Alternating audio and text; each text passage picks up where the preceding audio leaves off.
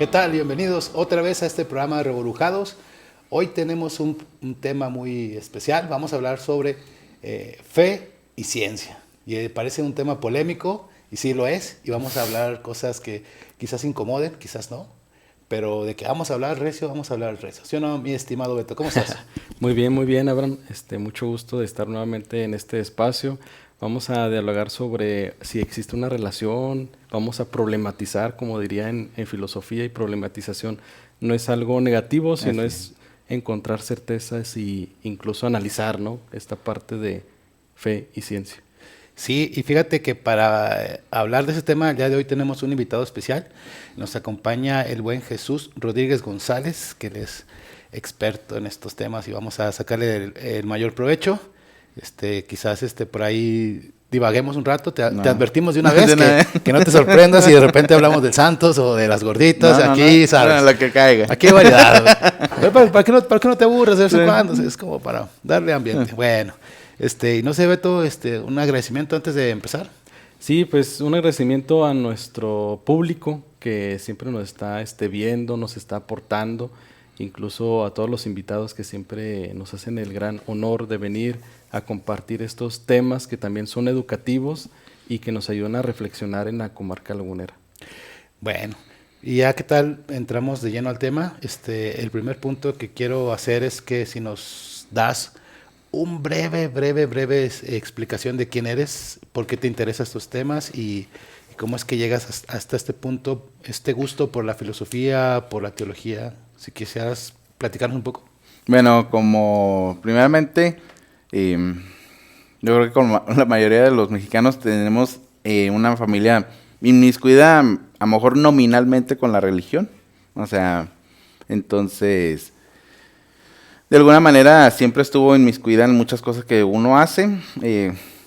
Creo que como una juventud, o sea, hay una rebeldía, pues empieza uno a leer, hay una etapa de cierto agnosticismo, ateísmo, de hecho yo creo que lo llamaría de alguna manera, y obviamente con el reencuentro con la cuestión de la fe,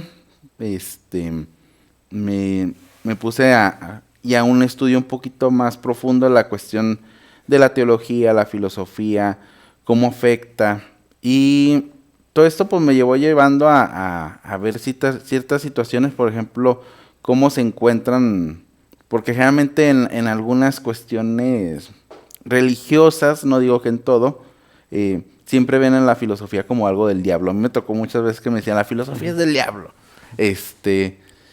Y como buena persona dije, ¿pero por qué? Sí, claro. Bueno, y si es del diablo, ¿por qué no se la podemos quitar, da? Y la empezamos a de alguna manera a leer y me llamó mucho la atención, ¿da? Llega un momento en el cual, lo que ahorita estamos comentando, uno va descubriendo, aunque no soy científico, pues le va interesando porque obviamente la ciencia de alguna manera está inmiscuida también en muchas partes de nuestra vida, aunque nosotros no la ejerzamos directamente, pero también uno va descubriendo al final de todo ello que esa ciencia hay ideas detrás y hay que desenmascararlas para realmente saber qué se piensa a través de ello. Entonces, por eso me empezó a llamar la atención de alguna manera, para saber descubrir qué hay detrás de la puerta. O sea, yo creo que ese es el punto importante, porque, bueno, creo, pero ¿cómo creo? O sea, o como dice San Agustín, creo y luego comprendo, ¿eh? O sea, creo para comprender, ¿verdad? Alguna vez también, a veces se venden el día de hoy, también me ha tocado, por eso empecé a leer como que, te enseñan como que, me tocó en algunos círculos, en algunas situaciones, como que piensan que el creyente es alguien tonto, o como que no le gusta estudiar, o que lo ven como alguien flojo. Y cuando empecé a leer, ver filósofos, teólogos, o sea, uno se va descubriendo que no es la realidad tal y cual como te la van pintando, ¿eh? Como hay ateos muy buenos que hacen buena filosofía, también hay creyentes buenos que pueden hacer buena filosofía. ¿Qué afecta? No sé, en algunas situaciones. También hay científicos creyentes y científicos no creyentes. Pero, o sea, lo que me interesaba, y al final de cuentas por el cual yo leí, es porque quería saber qué hay detrás de la puerta. O sea, ¿por qué? La pregunta básica, ¿por qué? El famoso por qué. Oye, pero ¿sí crees algún día llegar a conocer, no sé si la verdad, pero algo de la verdad? Fíjate que extrañamente, o sea, dentro de mi visión situacional, yo creo que lo que nos toca a nosotros es la realidad que tenemos el día de hoy. O sea, puedo conocer esto. Sí. Y ya lo demás, creo que es como, de alguna manera, como decía Heidegger, hay una aletheia, hay una revelación. Y eso ya nomás nos pertenece a nosotros. Eso es lo que puedo llegar a creer. Ya lo demás, como ahorita estamos comentando, saber los límites de las situaciones, ¿verdad? La fe tiene su límite, también tiene sus límites, ¿verdad? O sea, no significa que la fe te hace creer todo. Sí. Como decía Doctor House, aunque seas muy creyente, al final de cuentas volteas a los dos lados de la calle, ¿eh? A ver si no se cruzan. Más vale. Sí, claro. Entonces, pero esa es la verdad que yo puedo decir. O sea, la verdad religiosa puedo decirlo para mí revelada, pero eso me pertenece a mí, nada más. Oye, Jesús, y una pregunta. Hablamos de ciencia, pero no todos tenemos el mismo concepto de ciencia. Alberto tiene su concepto muy kantiano y bien riguroso. El mío es más esotérico, yo le incluyo más cosas de fútbol.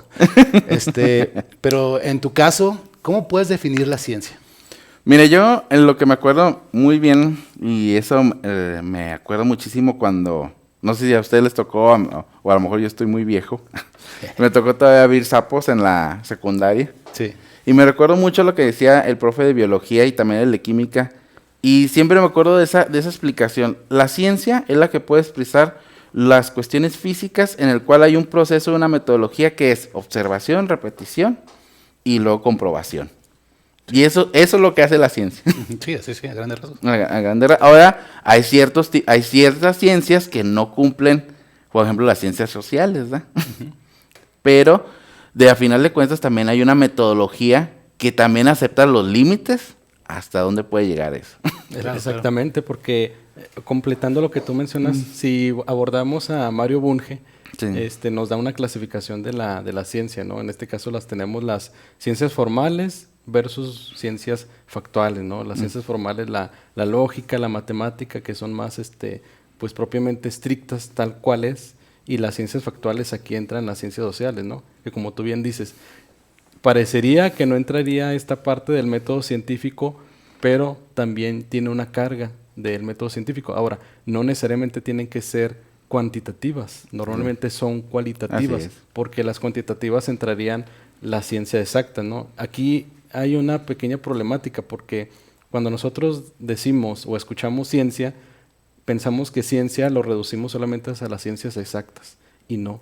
Porque la idea positivista. Exactamente, del positivismo lógico de Viena, ¿no? Sí. Entonces, aquí sí es importante como que hacer esta diferencia, ciencias exactas para referirse a física, química, biología, astronomía y las ciencias sociales, ¿no? Ser más específico. Fíjate, el paréntesis aquí es que, ¿sabes por qué está esta idea? Porque en los libros de educación básica se sostiene de la idea positivista. Y muchos que se quedan, digamos, como en ese nivel, se quedan con la idea de que la ciencia es solo eso. Cuando ya entras a la filosofía de la ciencia, cosas así más, digamos, que discutes más el tema, ya vas viendo que hay diferencia, y que no tan solo hay diferencia desde la teoría donde lo manejas, donde lo ves, ¿no? Sino que también desde el tiempo en que lo analizas. No es lo mismo hablar de ciencia en los tiempos de los griegos que en la Edad Moderna, que en la época contemporánea. Incluso el concepto ha cambiado a lo largo de la historia. Sí, de hecho es interesante que, por ejemplo, o sea, Aristóteles de alguna manera era un científico de su época. No, sí, era veterinario. Era veterinario. Y si leyéramos algunas de sus tesis dirías, pues eso no me parece muy científico, ¿eh? No. Pero era la ciencia que se podía hacer. También ese es otro punto. La ciencia tiene sus límites según la época en la que se va desarrollando. Y fíjate que yo me he topado con gente que dice, no, yo creo en la ciencia y no en la religión. Yo me quedo pensando, pero, un momento, no son la misma cosa. O sea, aunque hablan tratan de explicar la realidad del universo, la realidad del mundo, no son la misma cosa. No puedes decir, no son excluyentes, pues. Sí. O sea, puedes creer en la ciencia y creer en la religión, o puedes creer en la religión y no en la ciencia. O sea, es opcional, pero pueden ser las dos al mismo tiempo, ¿no? Ahí entraría también esta parte que a lo mejor no se comprende bien del cientificismo, ¿no? El cientificismo sería esta parte unívoca del conocimiento, que la tiene la neta del planeta, por así llamarle, ¿no? Sí. Pero obviamente eso no es, como tú bien dices, tiene sus limitaciones, ¿no? Ya Emmanuel Kant nos ha hablado de estas limitaciones del fenómeno, noumeno. Incluso, por ejemplo, la teoría del Big Bang es una teoría y el límite llega hasta que nos explican desde dónde fue formada la materia y la energía, pero no nos explican previo, ¿no? Entonces, ahí llega la limitación. ¿Qué es la teoría? O sea, La teoría, exactamente, es por decir un ejemplo, ¿no? Y fíjate yo, bueno, para mí es como un prejuicio, yo lo veo generalizado, ¿no? Como que hablar de religión, decir, es que las creencias, como tú bien dices, para gente que pues ignorante, déjalos que los controlen y que les hagan lo que quieran. Pero realmente dentro de todas las religiones hay gente muy estudiada, por decirlo así, muy preparada, que dedican horas a revisar los temas, a profundizar en los temas, y que no es sencillo. No sé si puedas compartirnos alguna definición de lo que es creencia para poder también distinguir fe, ciencia y creencia también. Sí, yo siempre he pensado que, y eso ya es una cuestión, pues, o sea, la ciencia pues ya la definimos de alguna manera, la creencia, eso es lo que yo lo podría decir, lo que se llama el presupuesto, o sea, lo que está atrás de nosotros. Ahora sí que de alguna manera, si lo llamamos en un término muy específico o muy técnico, podríamos llamar la metafísica que está cada uno de nosotros. Sí. O sea, eso es lo que es la creencia, qué está detrás de nosotros. Y a partir de ahí, ¿cómo interpretamos los hechos que están enfrente de nosotros? Porque de alguna manera algún suceso trágico, un ateo lo va a interpretar de alguna manera y un creyente lo va a interpretar de otra manera, aunque sea el mismo suceso. Es interesante, no sé, voy a entrar en polémica, bienvenida a la polémica. Sí. Yo veo, discúlpeme y quizás me van a corregir, no sé si ustedes también compartan esa idea, pero hay gente que tiene una visión del mundo mágico. Es decir, todo se explica por fuerzas sobrenaturales, todo se explica por una voluntad silenciosa que está ahí, que nomás está revisando a ver qué hacemos, cómo estamos, y ya hicimos la tarea y así. Y hay gente que de plano dice, no, nada existe, pues nomás es mi realidad y yo hago las cosas y yo soy dictador de la verdad y la realidad. Son como posturas tan antagónicas, pero a la vez me parecen las dos tan exageradas, o sea, las dos. O sea, tanto como que el cree que todo es mágico, como el que cree que nada puede ser más allá de lo físico, o de lo visible, o de lo instantáneo y momentáneo. En algún sentido, hay gente que, o sea, cree en un Deus ex machina, o sea, totalmente que... Pero... ¿cómo llamarlo así? Son posturas que se van radicalizando. Es que esa es la cuestión de la postura. O sea, por ejemplo, en el otro extremo hay un solipsismo. Sí, claro. Totalmente radical, o sea. Y que ya si les preguntas, a ver, bueno, vamos a llevar las consecuencias de tu creencia hasta la última. Él mismo diría, no, yo no creo en eso. Sí, claro. Y también tanto el creyente, si le llevas a las últimas posturas radicales, también te diría, no, es que hasta ahí. O sea, todos decimos ciertas cuestiones, pero ya en la práctica no somos tan así. O sea, a final de cuentas, no sé, tanto, por ejemplo, si un creyente diría, señor, cúrame del dolor de cabeza, pues mejor me tomo una aspirina. O sea, Sí. Y eso no significa que no crean. O sea, ¿Tiene fe en la medicina? tiene fe en la medicina, pero puede decir el mismo creyente, bueno, Dios dio la medicina. Pero no necesariamente significa que tenga que intervenir a que yo me tome la aspirina. Pues me parece bien, pero ¿y entonces qué relación tiene Dios con nosotros, con todo el mundo? O sea, no sé qué, desde que has leído de filosofía, de teología, igual Beto, te invito a que me compartas tu respuesta. ¿Qué relación tiene con nosotros Dios? Somos simplemente un teatro que nos está viendo y está bien entretenido viendo Ahí, cómo la regamos, ¿no? ajá, o somos sus títeres y él nos está moviendo y a ver qué onda. ¿Cuál es tu explicación? ¿Cuál es la tuya, Beto? Bueno, es que para empezar, aquí el problema, o problemática más bien llamarle filosóficamente, es a qué nos referimos con el Dios. término Dios. ¿verdad? Perdón. Sí, Porque, por ejemplo, normalmente quienes se hacen, ya sea para defender la postura de la existencia de Dios o la inexistencia de Dios, en este caso occidental, parten del Dios occidental cristiano, ¿no? En este caso. Entonces, la mayoría, claro, por supuesto. Entonces aquí está la pregunta, ¿qué es Dios? Porque, por ejemplo, en una entrevista a Carl Sagan de la serie de Cosmos, le mencionaron, ¿usted cree en Dios? Bueno, le preguntaba, ¿pero a cuál Dios te refieres? Sí. ¿Verdad? Entonces, y ese es el problema a veces, que nosotros no es por desmeritar, sino esta parte que nosotros queremos justificar, por ejemplo, nuestra creencia, porque la creencia, como bien dice Jesús, pues esta idea, un supuesto también, que también está en una creencia científica, que al fin de cuentas es una creencia es subjetiva, que se crea una certeza, ¿no? Pero no quiere decir que una certeza que tú creas sea verdad o verídica, ¿no? A partir de algo hecho, de un hecho. Sí, por ejemplo, le estaba platicando que una vez estaba con un diálogo con una persona y me empezó a describir el Dios y como si yo creyera en ese Dios. Y le digo, pues es que el Dios que tú me estás platicando, yo tampoco creo en él.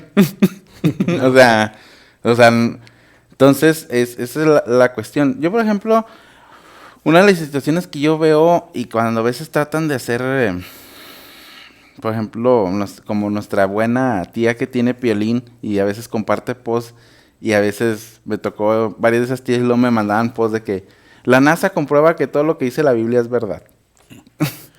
Y luego o la ciencia dice que demostró que Dios existe, por ejemplo. Y cuando ni siquiera la teología y todo eso, o sea, hace esos intentos, ¿eh? O sea, es una de las situaciones principalmente. Por ejemplo, decía Dietrich Bonhoeffer, un pastor luterano y teólogo, que él mismo luchó contra la cuestión de los nazis de aquel tiempo, pero me encanta mucho porque decía, si yo quisiera estar en un Dios, o sea, yo quisiera creer un Dios que me lo demuestra la ciencia, yo no creería en ese Dios. Porque la ciencia trata un tema diferente a la cuestión. Porque, por ejemplo, el Dios cristiano, por ejemplo, Sí. es un Dios metafísico.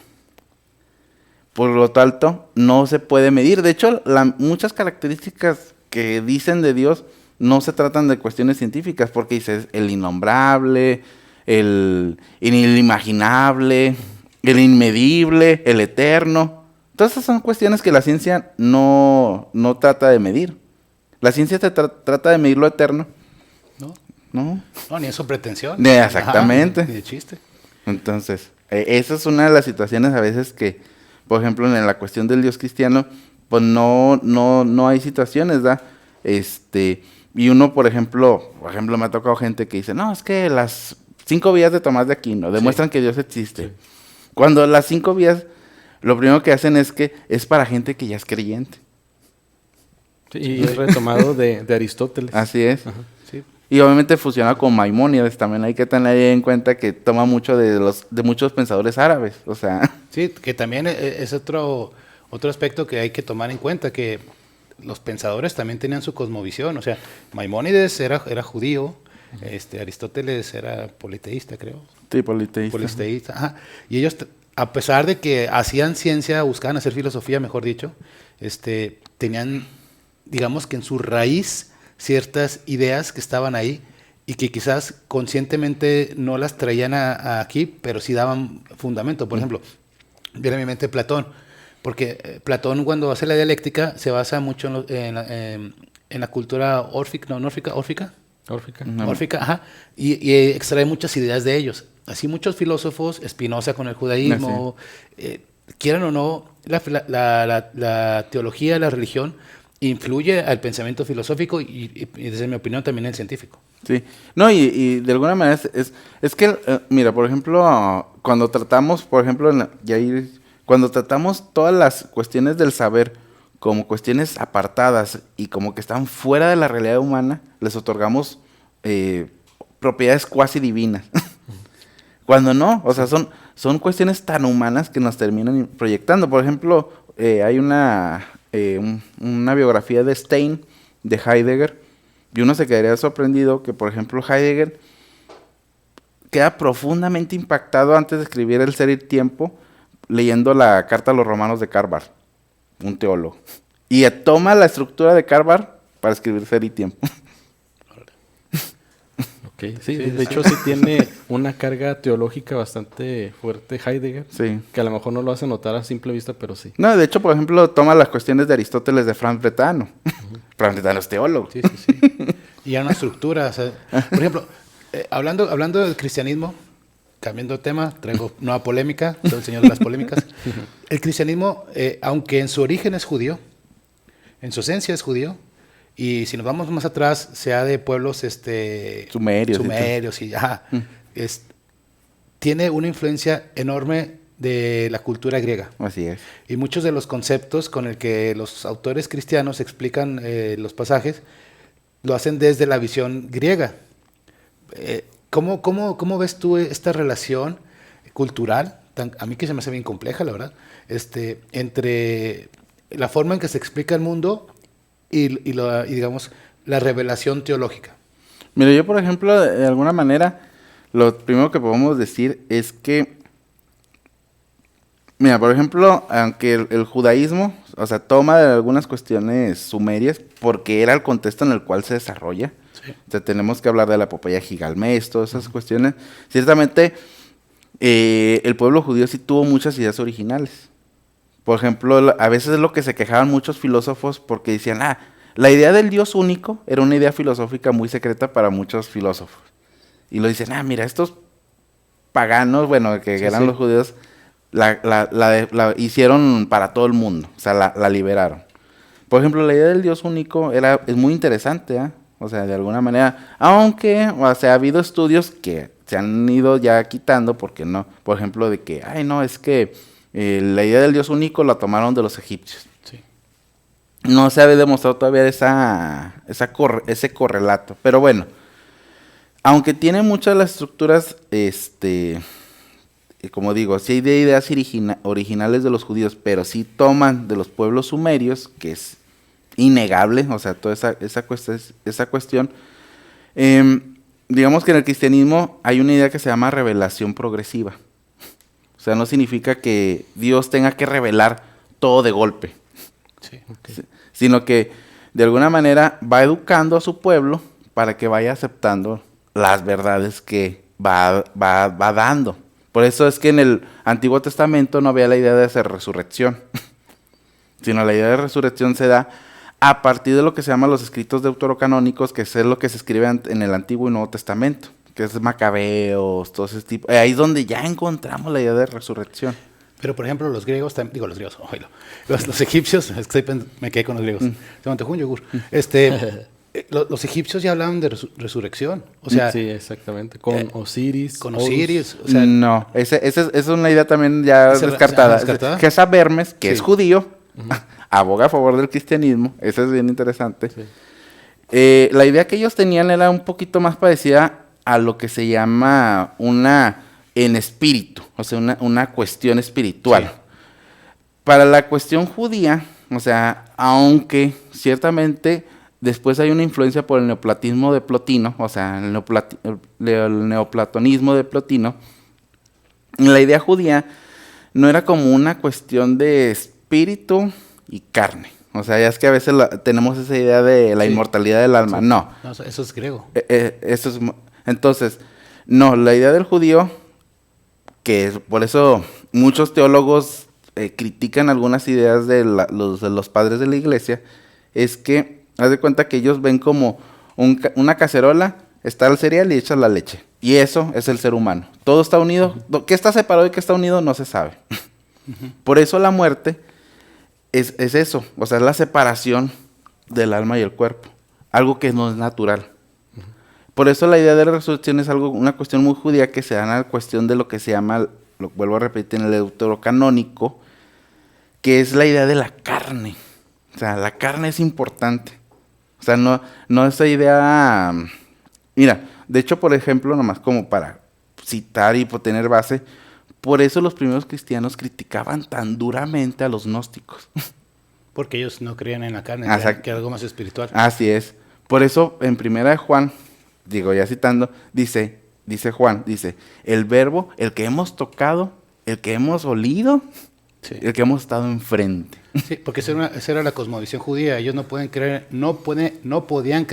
en algo que no tocaran, no olieran y ya, porque ya no quiero meterme Sí. en broncas.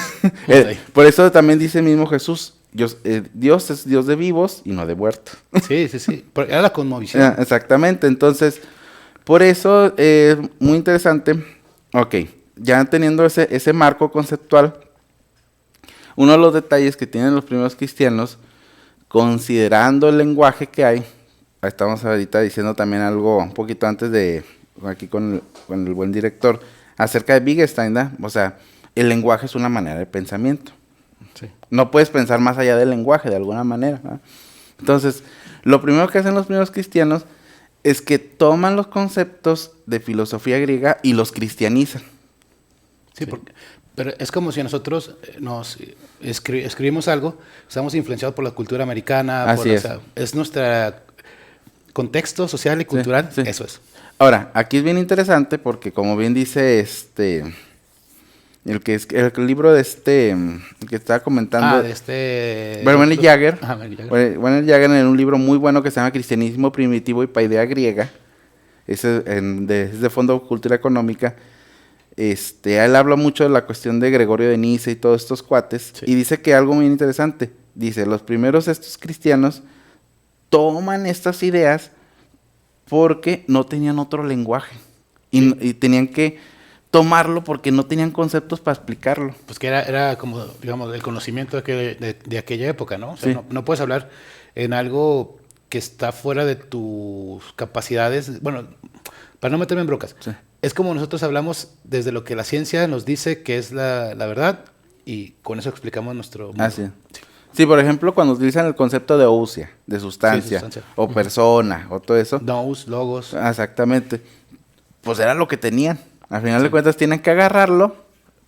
Obviamente también hay que considerar, y eso sí lo creo, a final de cuentas, como tuvieron un periodo en el cual fueron dominados por Alejandro Magno y todo eso, sí tuvieron cierta influencia, por ejemplo en Filón de Alejandría, pero no es tanto como que el judaísmo, hay un judaísmo helenizado, pero lo que hace es que toma los conceptos para poderse explicar a un mundo que no los entendía. Sí, pero es que sí es difícil porque, bueno, yo Sí. no sé, ustedes conozcan todos los libros sagrados, pero en los que yo he leído, del Corán, de la Biblia, todos hablan en forma alegórica, hablan metafóricamente y en ninguno es una revelación así como tal cual, ¿no?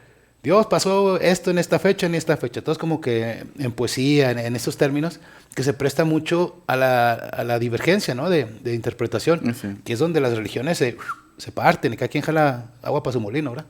Sí. Pero es parte de digamos, complejidad del fenómeno religioso.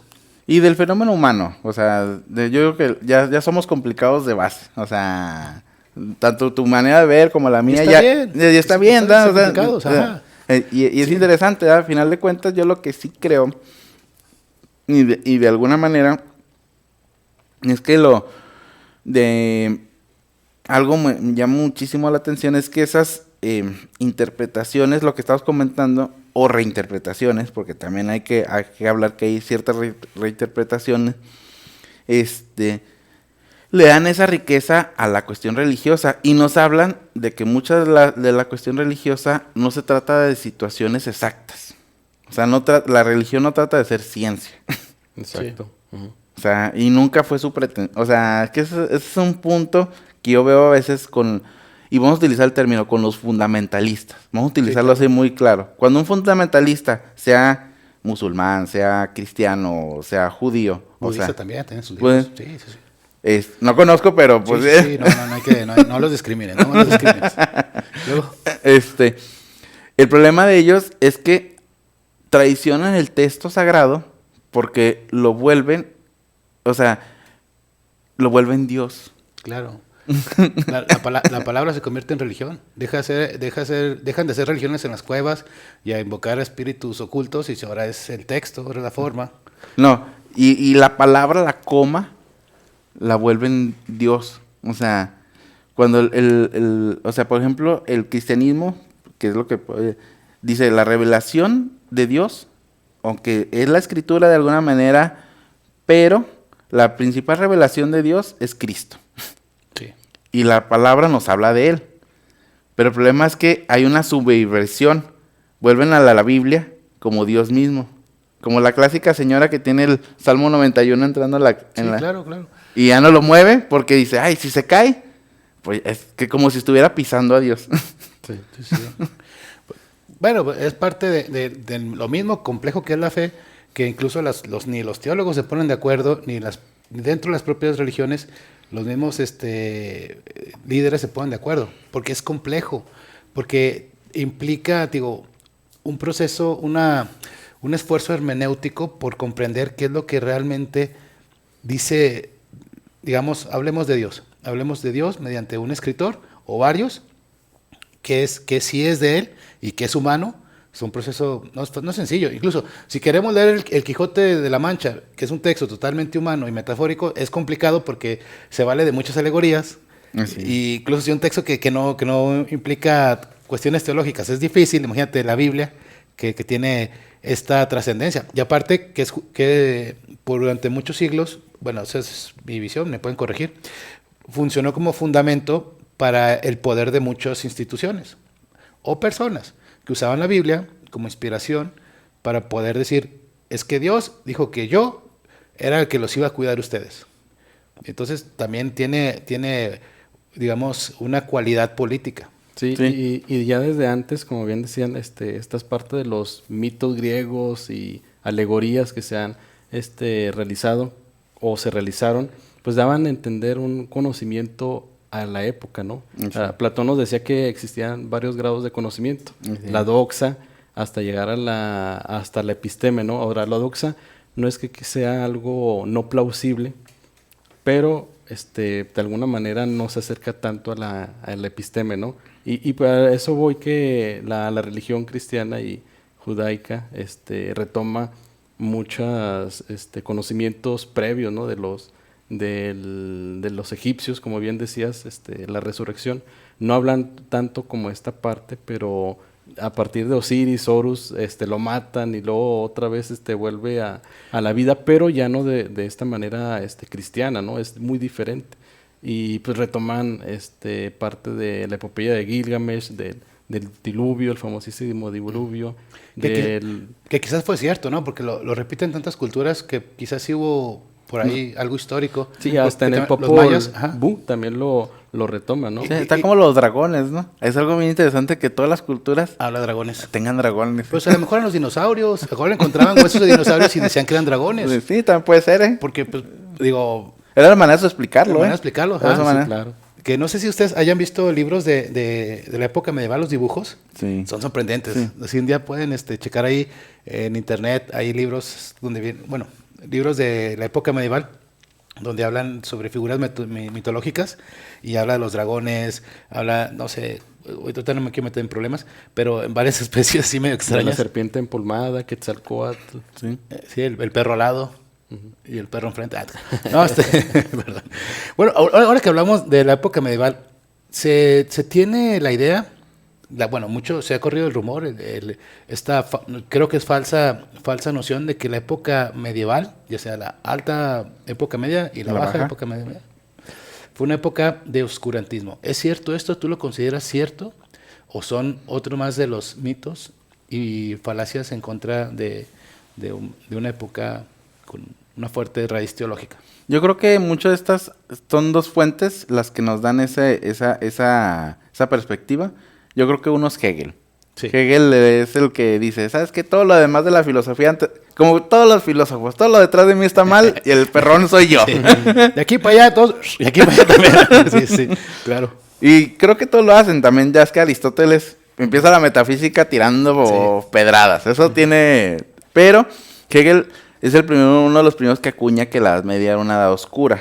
Es el cual dice, no, ¿sabes qué? A partir de lo que yo estoy haciendo ya estoy iluminando la filosofía. Yo soy la luz. Y el otro es Comte. Ya es que él habla de los espíritus y todo eso, de las ideas. Entonces, ellos dos son los principales que se les acuña esta situación de que la Edad Media es una edad oscura. Sí. Y ciertamente, o sea, así como hablan, hay muchos giros en la cuestión filosófica, Como por ejemplo, ya es que en la filosofía griega se le considera como la filosofía humanista, porque era una filosofía que en vez de voltear hacia afuera, empieza a preocuparse por las cuestiones éticas.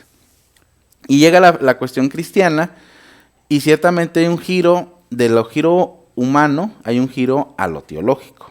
Eso sí es, o sea, no se puede negar que, pero no significa que se evitara el conocimiento, o sea, que se quisiera investigar. Eso es otra situación. Por ejemplo, lo que estabas comentando, la iglesia siempre supo que la tierra era redonda. O sea, me sorprende ahorita los terraplanistas, no sé, no entiendo esos movimientos, no entiendo su lógica. Cuando la misma iglesia, o sea, decía, bueno, la tierra es redonda. Creo que, o sea, lo que sí tuvo yo creo que un gran choque fue la cuestión copernicana. Eso sí creo que sí hubo un cierto choque porque era como que, es que el ser humano ya no es el centro del universo. Eso sí creo que fue un giro, pero si uno investiga los textos de la época, después de 30 o 40 años, los mismos sacerdotes aceptaron la idea de Copérnico. No, pues esto es lo que hay, eso es lo que nos demuestra. Ni modo, hay que aceptarlo lo que... Sí. Pero, o sea, a final de cuentas, entienden que el texto religioso es un texto alegórico y pues no genera tanto problema. El problema es cuando realmente los fundamentalismos empiezan a partir de lo que se podríamos llamar... hay una historiadora que se llama Karen Armstrong, no sé si la ubican, muy buena, y llama la cuestión del fundamentalismo es algo muy propio del siglo XIX y siglo XX, que es cuando empezamos a ver todos esos giros de interpretación literal. Uh-huh. Sí. O sea, la iglesia siempre tuvo cierta libertad con la interpretación religiosa y entendía que era un texto alegórico.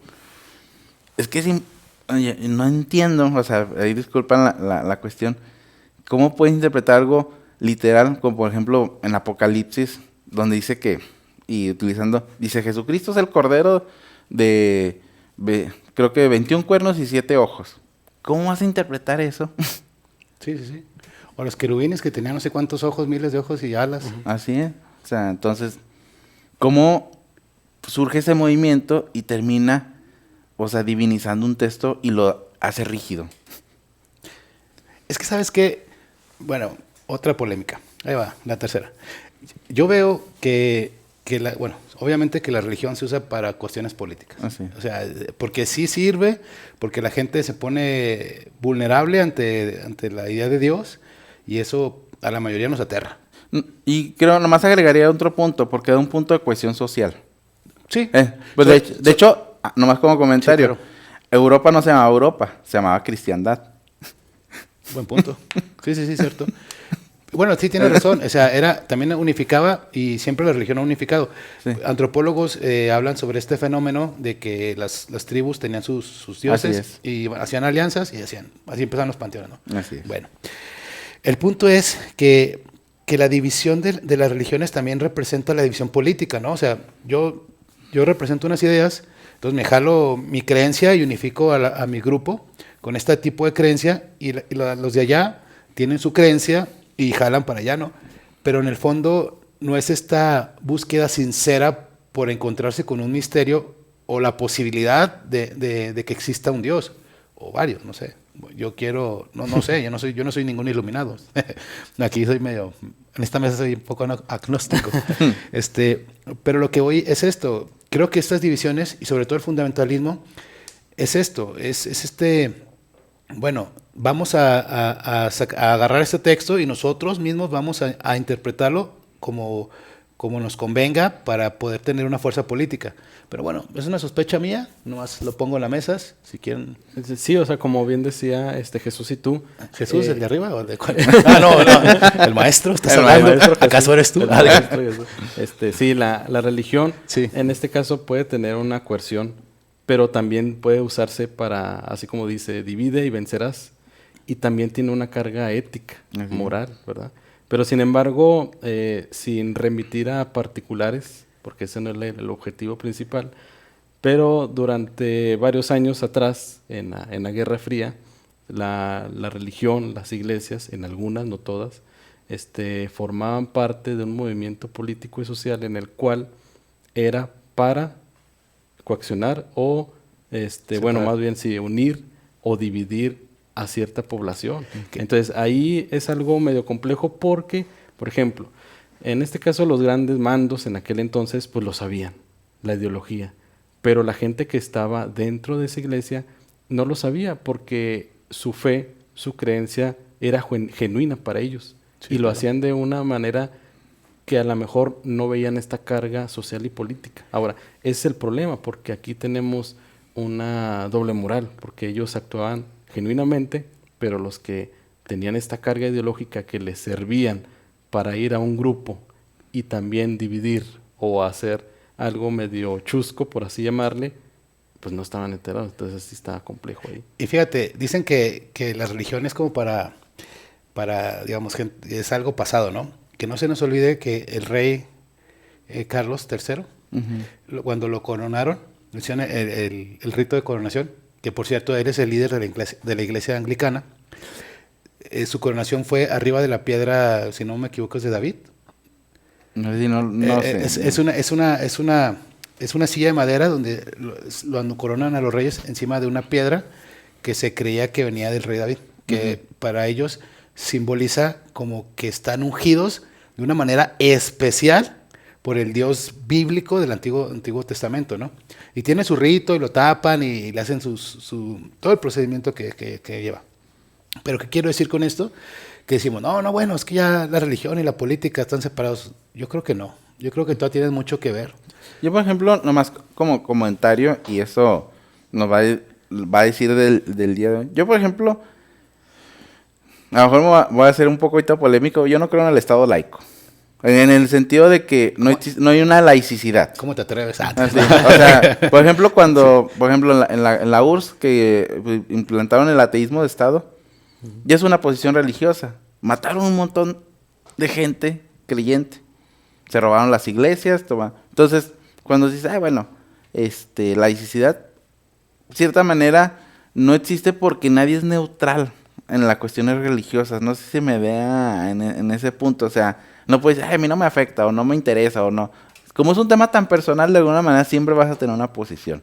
Ahora, no estoy abogando a que hay que ser un Estado cristiano. No, nada que ver. Lo que, más bien la cuestión es que, como lo que estamos diciendo ahorita, ver lo que piensa la gente de arriba. Sí. O sea, ¿qué es lo que está pensando? Por ejemplo, yo estuve mucho tiempo en una iglesia, o sea, y tuve acceso a ciertos archivos, y podemos ver la gran inmiscusión que tuvo las cuestiones religiosas. La CIA, o sea,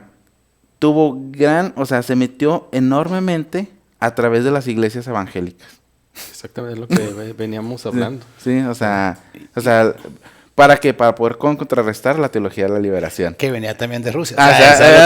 Exactamente, es lo que... Claro. Y de hecho tuvo tanta injerencia aquí en México que, por ejemplo, había metodistas, bautistas y presbiterianos. Y hubo algo que se llamó el Plan de Cincinnati.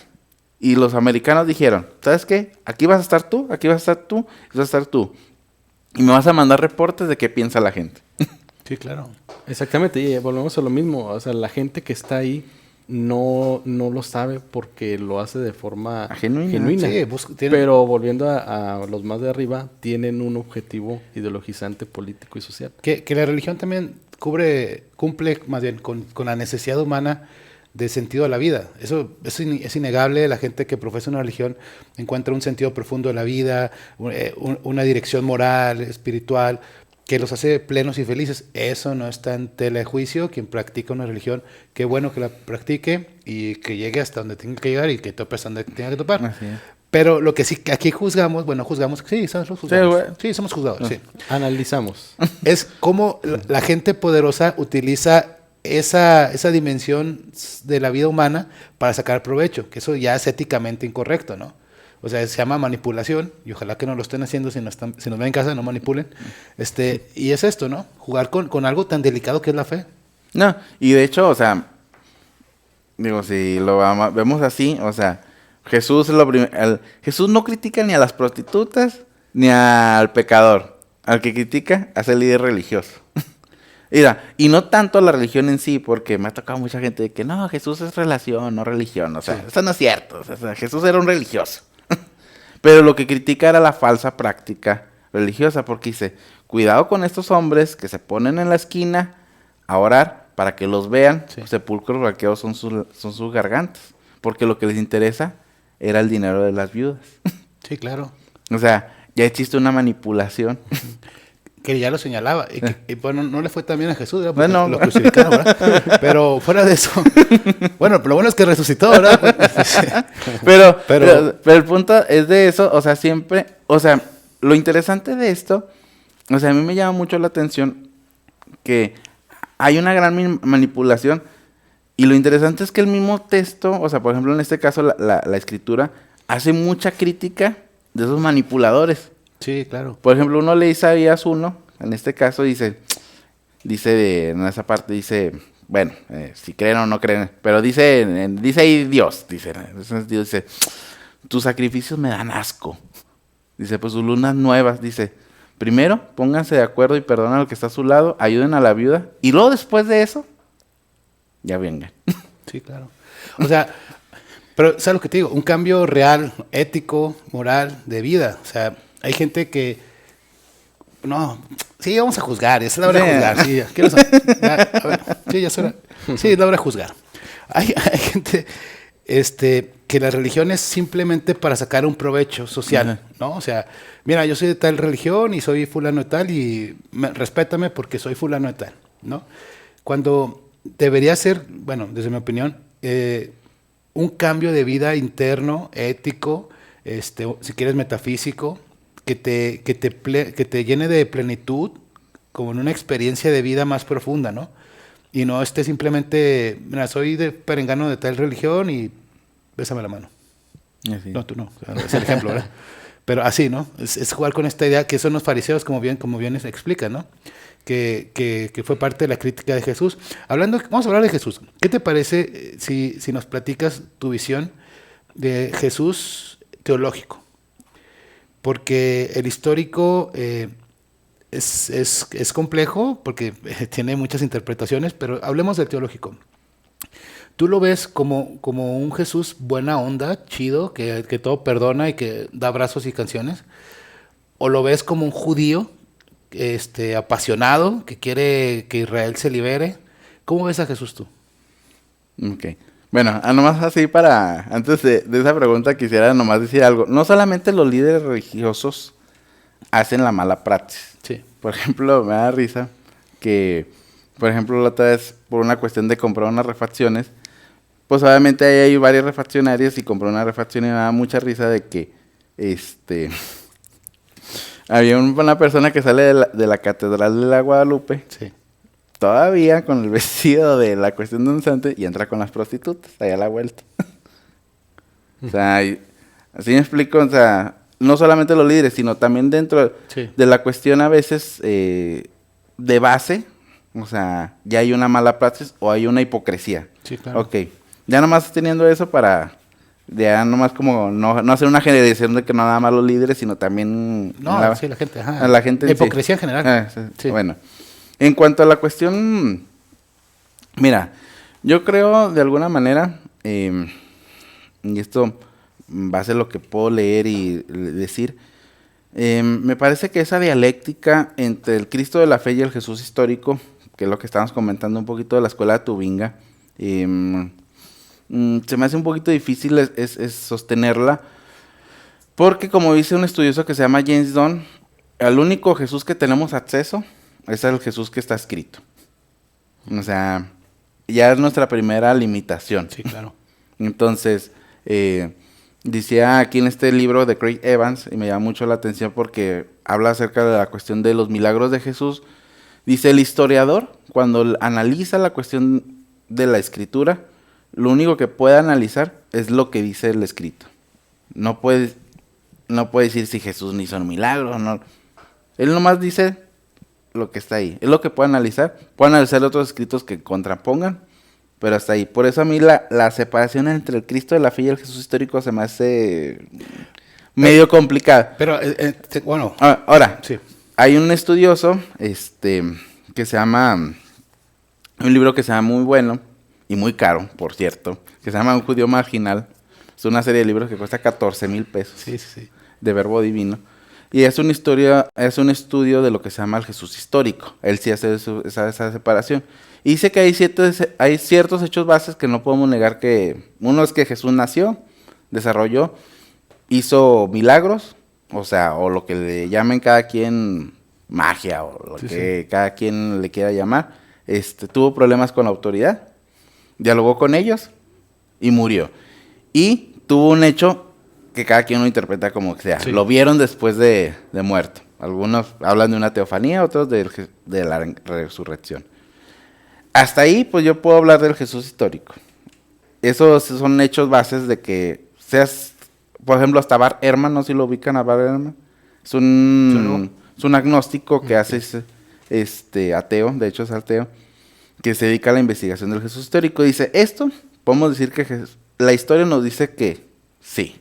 O sea, hasta ahí es lo que podemos decir. Sí. Lo otro, o sea, lo que se interpreta a partir de estos hechos es lo que ya podemos caer en cierta categoría de la fe, que es lo que, a lo mejor es lo que tú ya te vas apuntando, que es el Jesús teológico. Claro, el revelado, ¿no? Hay una famosa pintura que es el Teócrates cuando sale de Jesús, es muy antigua, donde sale de un lado como más divino y uno más humano, no sé si lo has visto. El Pantocrátor. El Pantocrátor, o sea, eso, es que no sé mal griego, perdóname. ¿Cómo? El Pantocrátor. Eso. Y es parte de esta idea, incluso de los primeros cristianos, que tenían claro que Jesús era divino, pero también fue una persona de carne y hueso, que estuvo entre ellos.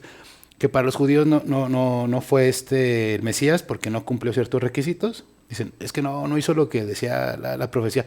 En este mismo juego de interpretaciones, ¿no? Que dicen, es que la profecía decía que tenía que liberar a Israel físicamente, no espiritualmente, y él solo lo hizo espiritualmente. Ah, ok, es de lo que estamos hablando. El punto es que las religiones, al tener cierto interés por difundir una verdad, se promueven ciertas ideas y se como desdeña una realidad humana, ¿no? O sea, que Jesús estuvo realmente, no sé si en Jerusalén o Nazaret. Estuvo en las dos. En las dos, ajá. Y que fue alguien de carne y hueso, que fue a la tienda, bueno, que no había tienda, ¿verdad? Pero... A la miscelánea. A la miscelánea, ajá. Fue por el pan, dijo, ¿qué vamos por pan? Y regresaba. Anótamelo en el cartoncito. ¿Por qué se multiplicó? No, quién sabe. Te mando por uno, me traes 12, ¿cómo le haces? No, ya sabes cómo soy, ma. Ya, así, ¿verdad? Como era Jesús, a ese estilo. Ay, qué chido, no sé, qué chido ser amigo de Jesús, ¿no? Jesús, de por un pan, ya con 20, ¿qué onda? Gracias. Bueno, el punto es que a veces se trata como con desdén esta parte humana. ¿Por qué? O sea, ¿por qué no decir que fue un humano que se cansó? ¿Por qué no decir que fue un humano que tuvo los mismos sentimientos que tenemos nosotros? Bueno, no sé, no lo sé porque no lo conocí en persona, pero ¿por qué tratarlo con cierto desdén esta parte? Bueno, como comentario... O no, quizás no. Como comentario, esas situaciones, o sea, de hecho ese desdén a la cuestión humana fue algo que se criticó dentro de la misma religión cristiana. Okay. De hecho se considera una herejía. Eso. ¿Estás diciendo hereje? Pero sí es una herejía. Sí. Entonces, porque por ejemplo, lo que se declara, o sea, lo interesante, por eso decía que ahorita que iba a lo mejor contradecir en cierta manera, es que los dogmas cristianos, lo que tratan de cuidar es el misterio divino. Los herejes son los que lo tratan de explicarlo. Sí. Eso es bien interesante, porque, claro. O sea, la mayoría de los herejes, o sea, en la cuestión cristiana, son los que tratan de explicar el misterio divino. Por ejemplo, muchos de los problemas que tuvieron los primeros cristianos es para definir quién es Jesús. Porque en la misma, o sea, situación, en la práctica, acuérdense que los dogmas se generan a partir de la práctica. O sea, hay una práctica y a partir de ahí hay una reflexión. Bueno, estamos haciendo esto. ¿Por qué lo estamos haciendo? Sí. O sea, y ahí empiezan los problemas. Por ejemplo, uno puede leer en los primeros, por ejemplo, en los padres apostólicos, que fueron discípulos directos de los apóstoles, por ejemplo, Ignacio de Antioquía, Irineo y todo eso, que existe la afirmación, por ejemplo, dice Ignacio de Antioquía, sangre de Jesús, sangre de Dios. Y los primeros cristianos decían, pero solamente tenemos un Dios. ¿Qué hacemos con Jesús? Sí. Entonces ya surge un problema ahí. O sea, ¿qué definimos?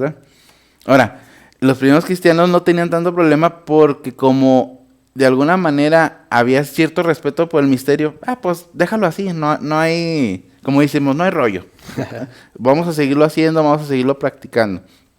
El problema es cuando sale de su núcleo y llega a otras culturas y empiezan a ver ya cómo lo interpretamos esa situación. Entonces, por ejemplo, lo que define el Concilio de Calcedonia, que es el donde más la cuestión cristiana, porque recordemos que el Concilio de Nicea lo que se pelea es la cuestión de quién es Jesús en su naturaleza, que es donde sale ahorita en temporadas navideñas. Ese es el verdadero Santa Claus, o San Nicolás. De Bari. San Sí, Nicolás de Bari. que es el que cachetea a Arrio. De hecho, Pues ni tan agradable, si lo piensas así, no era tan, así, tan simpático. No, pero lo cachetea porque ellos tienen una palabra que se llama homucius, que significa de la misma naturaleza. Y Arrio dice que hay un tiempo en el que Jesús no fue. Se oye muy sencillo, ¿eh? Sí. Pero ya lleva una gran implicación. Porque se ha creado. Porque ya es creado.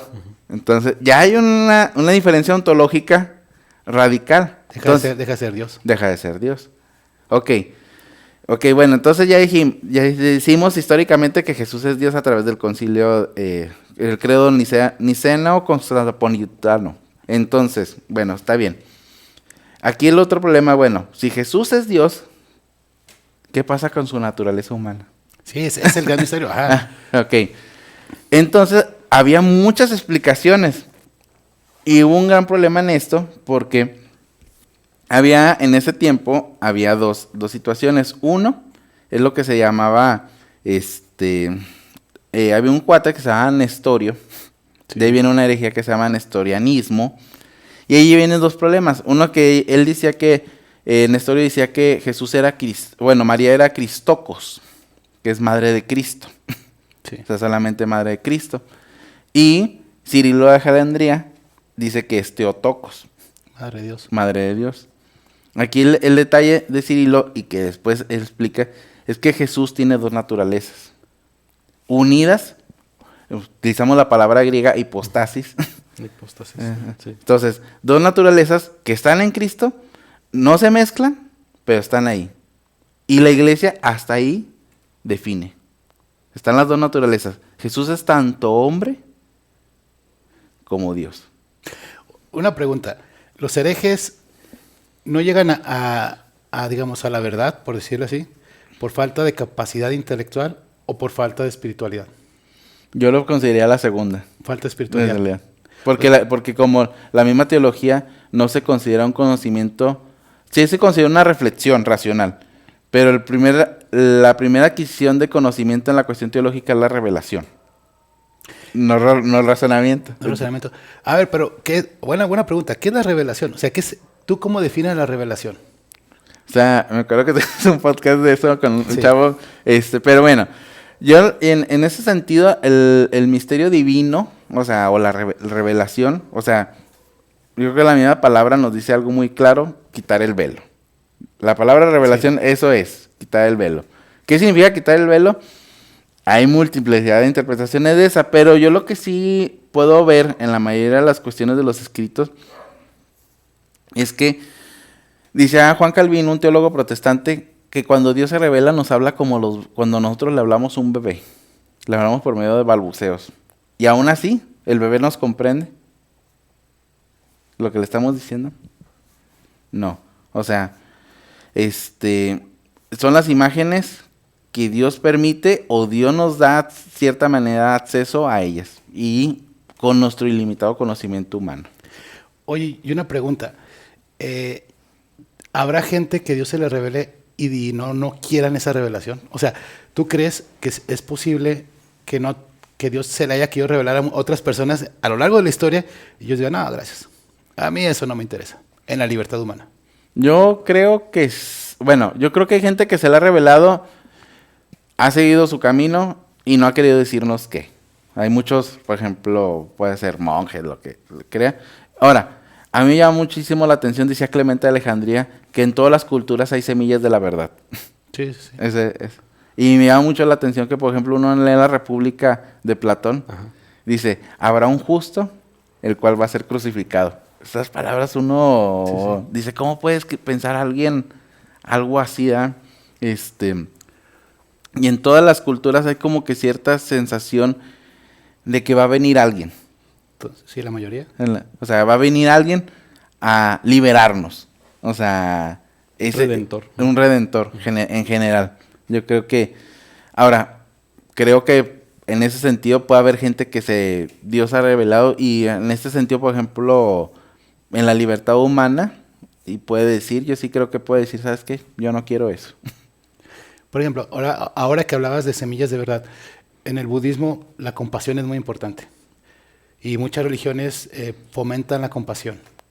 ¿Tú crees que en las religiones, en la variedad que hay, o sea, digamos, las conocidas, los musulmanes, los budistas, los judíos, los cristianos, tenemos más elementos en común que en contra? O sea, tenemos más afinidad que diferencia. Porque al final de cuentas también el judío quiere hacer el bien, el budista quiere hacer el bien, el hinduista quiere hacer el bien. O sea, el deseo por hacer el bien y encontrarse con Dios no es exclusivo de los cristianos. Así es. Y tenemos esa realidad en común, que buscamos algo que mejorar, ¿no?, en el mundo. Es rara la religión que dice, hey, mata a todos y sacrifícalos todos ahorita. Es rara, quizás lo haya, pero yo no la conozco. ¿Tú crees que tenemos más en común que diferencias? Mira, yo creo que de alguna manera, creo que sí hay una base común en la cual todos buscamos un bien. El detalle es cómo queremos la adquisición de ese bien. O sea, por ejemplo, me llama mucho la atención la cuestión budista, en el sentido de que, a diferencia de la cuestión occidental, la cuestión budista es como una negación de todo. ¿Sabes qué? Hay que negar todo para hacer una introspección personal. Pero a mí me llama mucho la atención, y no es crítica, pero sí es crítica de alguna manera. Adelante. Sí, por ejemplo, a mí me llama mucho la atención que Buda hace eso, dejando a su esposa y a sus hijos. A lo mejor pues, no me quiero meter en problemas. Pero, o sea, cuando hace eso, digo, bueno, entonces, sí está buscando un bien. O sea, no estoy negando que lo que busque es un bien. El detalle es cómo lo hace. Sí. Entonces, también el musulmán busca un bien, pero él entiende que el bien es que todos seamos musulmanes. Sí, pero también los cristianos del bien es que todos sean cristianos. Así es. Ahora, pero fíjate, aquí hay una gran diferencia, ¿eh? Ahora, entiendo que eso puede escucharse muy brutal, ¿eh? Por ejemplo, es bien interesante que la cuestión cristiana, hay una parte en el Apocalipsis donde Jesús se les revela a todos, y ahora sí que Dios le va a hablar a todos. O sea, y aún así, viéndolo, no van a creer. Significa que a veces lo que estamos comentando, gente que Dios se le va a revelar y va a decir, no, pues sabes que aunque yo te vea ahí bajando del cielo, ahorita no, gracias. Ahorita no, gracias. Porque me ha tocado también el argumento de que, no, pues es que yo no he visto a Dios. No, pues ¿cómo voy a creer en lo que no he visto? Es muy empirista eso. Entonces, pero lo que ahí habla a veces es que aún, de alguna manera, aunque Dios se les haya revelado, hay gente que va a decir que no. Eso se me hace más interesante, ¿eh? Es interesante, ¿no? Bueno, entonces, pues ya, te agradecemos, se nos fue bien rápido el tiempo. Bien, ni alcanzamos a hablar de... No, pues así somos, te dije, te lo advertí, somos reburujados, pero mira, no hay problema, te invitamos a otro programa. Cabo, el mismo tema si quieres, pero ahora sí lo terminamos. Probablemente no, pero seguimos así. Ok, estás invitado para otra sesión, nos organizamos, te agradecemos por habernos acompañado. Gracias por la invitación. ¿Alguna conclusión, mi estimado Beto? Sí, yo ahí, por ejemplo, en este caso de la revelación, por ejemplo, hay gente de cualquier tipo de religión que menciona que se les apareció, no sé, Jesús, la Virgen o cualquier otra personificación, ¿no? Así es. En este caso, para empezar, a veces criticamos a la gente, pero no le debemos de criticar, porque al fin de cuentas ella está teniendo una percepción, pero no quiere decir que sea la verdad. Entonces, aquí la ciencia y la fe, la creencia se puede relacionar en cuanto a la ciencia nos permite racionalizar utilizando un método, ¿no? Para descartar o para comprobar algo, ¿no? Porque si nosotros nos vamos solamente con esta mera creencia, entonces podemos caer en una univocidad terrible, y eso no nos permite indagar, ¿no? crearnos con una pretensión fácil. Sí. Yo creo que nada más como para terminar y aportando lo que dijo aquí. Hay una parte que a mí me gusta muchísimo, unas partes de Mauricio Beuchot en la cuestión del lenguaje analógico. La hermenéutica analógica. Y él dice lo mismo, o sea, debemos interpretar muchas cuestiones, no podemos interpretar todas las cuestiones de una manera igual. O sea, si uno lee un libro de ciencia o matemáticas, lo va a leer de cierta manera. Así lee una poesía. Uh-huh. En cualquiera de los dos casos, tiene sus límites, ese lenguaje, lo que puede expresar y lo que nos puede decir, y lo que podemos tomar como conocimiento. Yo creo que en esa relación entre fe y ciencia, las dos tratan de explicar cosas, pero llegan a diferente punto. Yo creo que en el sentido de la cuestión religiosa, creo que llega a una cuestión de una interioridad. Nos quiere hablar de lo que está más allá de nosotros mismos. Y la ciencia nos permite explicar cómo funciona el mundo con sus límites, o sea, hasta donde podamos ver, ¿no? Y a mí no queda más que agradecerte por habernos acompañado. Gracias por tu honestidad, gracias por tu esfuerzo y gracias por compartirnos algo que se ve que te apasiona. O sea, se ve que lo lees con pasión y estás invitado a otro programa. Nos organizamos, terminamos vamos, ahora sí, pero no te preocupes, es parte de la dinámica. Tratamos de meterle variedad, pero en la próxima vez que nos puedas acompañar, con gusto. Ya está, claro que sí. Lo volvemos a no terminar, pero bueno, entonces nos has invitado y queda más que agradecer a nuestros amables televidentes ahora y invitarlos para el próximo programa. Y recuerden que esto fue Rebrujados.